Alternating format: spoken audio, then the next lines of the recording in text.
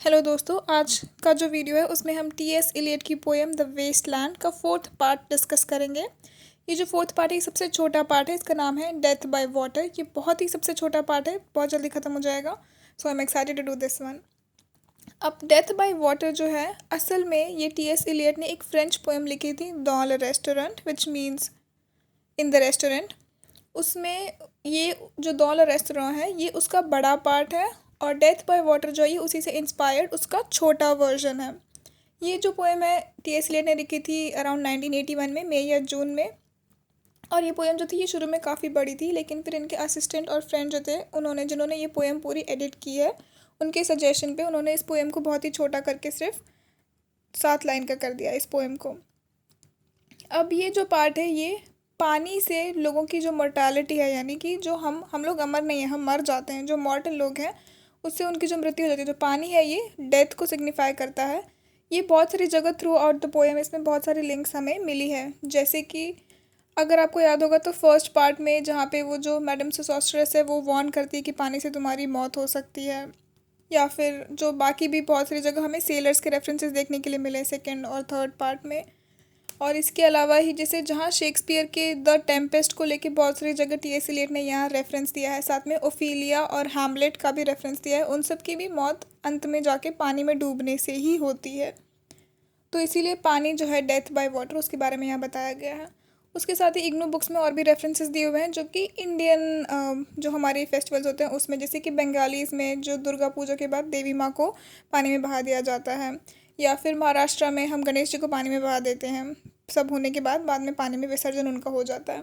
इसके साथ ही जो इजिप्ट है वहाँ पे भी एंशंट इजिप्ट में जो उनके राजाओं की मौत होती थी तो उन्हें भी उनके सर को पानी में बहा दिया जाता था। तो जो पानी है इसे सब कुछ साफ़ करने वाला, एक तरीके से हम कह सकते हैं, जो सब कुछ साफ़ कर देता है, जितनी बुराइयां हैं उन्हें ख़त्म कर देता है। इसके साथ ही मैं अब पोएम पढ़ना शुरू करूँगी।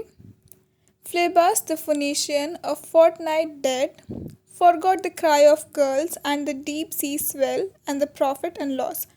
फ्लेबास जो है ये एक फोनीशियन सेलर है। फोनीशिया का जो सेलर है इसका नाम है फ्लेबास। इसकी डेथ हो चुकी है, और अब मरने के बाद इसी जो गर्ल्स हैं, जो सी गर्ल्स होते हैं, पक्षी जो पानी के जो जहाँ समंदर होता है उसके किनारों पे घूमते रहते हैं, उनकी आवाज़ें वो भूल चुका है क्योंकि अब वो मर गया है। और जो समंदर है उसमें ये डूब गया है, तो इसी के साथ ही ये अपना जो प्रॉफिट लॉस जो पूरे टाइम करता रहता था वो सारा प्रॉफिट लॉस भी ये अब भूल चुका है। अब अगर हम पढ़ेंगे ये पोएम तो आपको समझ में आ गया कि जो ड्राउंड फिनिशियन सेलर है इसका पार्ट 1 में रेफरेंस था।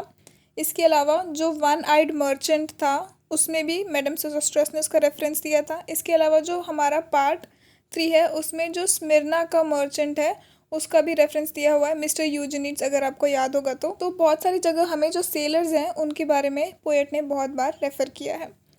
अ current under sea picked his bones in whisper. Current यानी पानी की जो एक लहर है उसने इसकी बोन को उठाया इन विस्पर्स। अब यहाँ से वो बात कर रहे हैं कि बचपन से लेके बड़े होने तक, as he rose and fell, यानी बचपन से बुढ़ापे तक जो उसकी बोन्स है वो जैसे बड़े हो रहा था तब की बात वो कर रहे हैं। He passed the stages of his age and youth entering the whirlpool. अब जैसे कि होता है कि मरने से पहले कहते हैं कि हमें पूरी दुनिया, हमारी जो ज़िंदगी है वो हमारी आंखों के सामने दिख जाती है, तो वैसे ही जो फ्लेबास है इसे भी मरने से पहले अपनी सारी ज़िंदगी उसके सामने उसको दिखाई दे गई। अब इसका एक और रेफरेंस है, जैसे कि जो द टेम्पेस्ट में था, शेक्सपियर की जो नॉवेल जो बुक थी द टेम्पेस्ट, उसमें जहाँ फर्डिनेंड को पता चलता है कि बेटा है वो मर चुका है पानी में डूब के, तो उसे कैसे फील होता है वैसे ही यहाँ पे फ्लेबास को भी फील हो रहा है, और उसे अपनी ज़िंदगी का सब कुछ आगे पीछे सब कुछ उसे दिखाई दे रहा है, और उसे भी वैसे ही महसूस हो रहा है जब वो हेल्पलेस है, वो कुछ नहीं कर सकता, उसे सिर्फ सब कुछ दिखाई दे रहा है।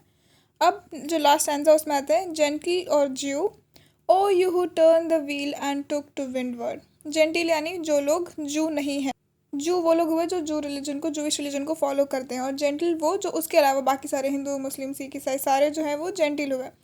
तो तुम चाहे कोई भी हो, चाहे तुम इसको फॉलो करने वाले हो चाहे या उसको फॉलो करने वाले, अगर तुमने जो अपना व्हील है वो विंडवर्ड में आगे बढ़ाया, विंडवर्ड यानी हवा की डायरेक्शन में, तुमने सोचा कि मैं हर चीज़ अपने हिसाब से करूँगा, जो मुझे सही लगता है मैं वो करूँगा, और दूसरों के बारे में नहीं सोचा, तुम सिर्फ वर्ल्डली प्लेजर में लगे रहे, जो इस दुनिया से तुम्हें सुख मिल रहा है तुम सारा ध्यान उस सुख में लगा के उसे कैसे प्राप्त करें, अपनी खुशी कैसे पाई जाए, तुम उसमें लगे हुए हो। उन सारे लोगों को वो यहाँ एड्रेस कर रहा है। Consider Phlebas who was once handsome and tall as you. वो सारे तुम फ्लेबास के बारे में सोचो जो कि कभी तुम्हारी ही तरह हैंडसम और टॉल यानी लंबा हुआ करता था, वो भी तुम्हारी ही तरह खूबसूरत था। अब ये जो लास्ट लाइन है, ये एक ग्रीक फिलोसोफर थे प्लाटो, इनके बारे में आपने सुना होगा। 5th सेंचुरी में ये बहुत ही फेमस एक फ़िलोसोफ़र थे। उन्होंने ये कहा था कि वो लोग, इसको मैं इंग्लिश में रीड कर रही हूँ फिर मैं ट्रांसलेट करूँगी। People who think themselves taller and more handsome and physically finer than they really are. यहाँ पे वो उन लोगों की बात कर रहे हैं जो कि अपने आप को बहुत ज़्यादा लंबा, हैंडसम और समझते हैं कि मैं बाकी सब लोगों से बेहतर हूँ। तो वो सेल्फ डिसेप्शन की बात करें कि लोगों को आजकल के ज़माने में लगता है कि हम इन सबसे ज़्यादा बेहतर है और इसीलिए हमारे साथ कुछ बुरा नहीं होगा, हमारे साथ कुछ गलत नहीं होगा क्योंकि हम इन सबसे ज़्यादा बेहतर है। उन्हें घमंड हो जाता है अपने ऊपर और इसीलिए वो असल में जो चीज़ें इंपॉर्टेंट है उनके बारे में सोचने की बजाय बस जो उन्हें अच्छा लगता है वो करते जाते हैं। तो वो कह रहे हैं कि तुम लोग जो सोचते हो कि तुम बहुत ज़्यादा अच्छे और आगे बढ़े हो, तुम अपने जो कर्म है उनके बारे में वापस सोचो, अपने आप को एक मौका दो, वापस सोचो और जो सही चीज़ है वो करो, क्योंकि मरने के बाद ये जो नफ़ा नुकसान ये सब कुछ ख़त्म हो जाएगा, तुम्हें कुछ भी याद नहीं रहेगा और तुम सब पानी में ही मिल जाओगे।